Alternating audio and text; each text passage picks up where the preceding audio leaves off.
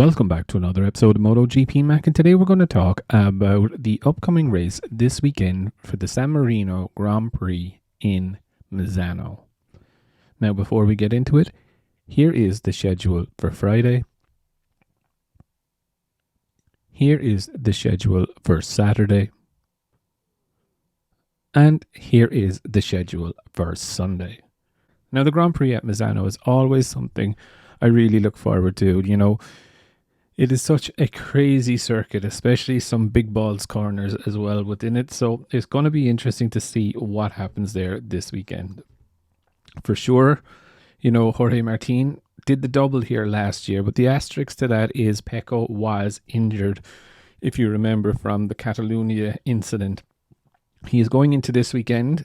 Pecco again injured from the crash in Aragon. So it will be interesting to see, has Pecco been able to get the muscles loose and relaxed and ready for the Grand Prix this weekend. I do think at this stage its initial, I suppose, head start with Jorge Martin due to the fact that he is uninjured. Marc Marquez also does go well at this circuit. Let's not forget that. But, you know, will he continue on the rich vein of form that he's had on the Ducati? Have they found that sweet spot that he needs? Let's wait and see, I guess.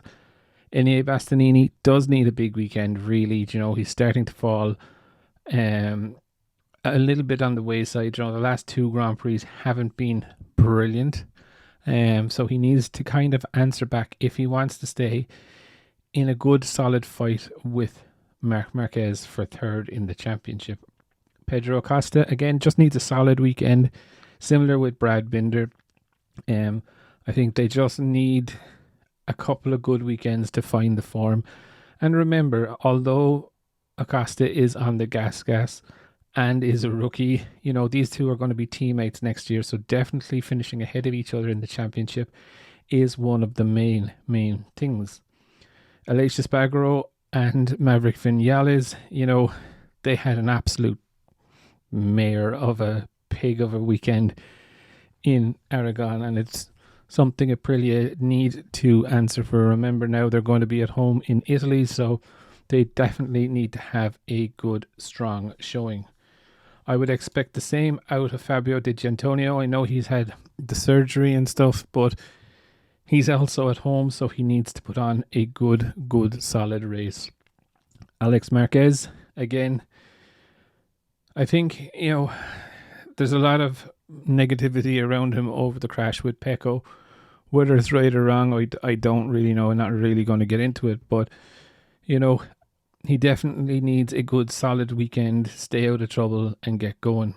Franco Morbidelli and Marco Bezzecchi, two VR46 Academy riders, you know, they would be the same as Pecco. This is their backyard. This is where they train constantly. They're only a couple of miles away from Rossi's ranch.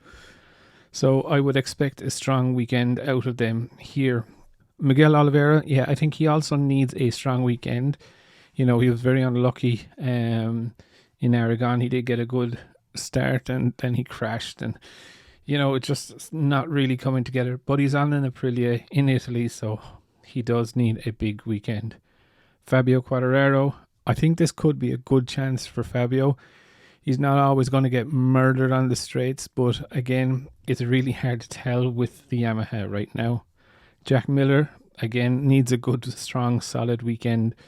You know, needs to be within the top 10 all weekend in my view. And if he's not, he's kind of marking his book in the wrong way, let's just call it. Raul Fernandez, again, on an Aprilia, needs to have a show. Augusto Fernandez just needs to ride around and enjoy it. Taka Nakagami, Johan Zarco, Johan Mir, Luca Marini.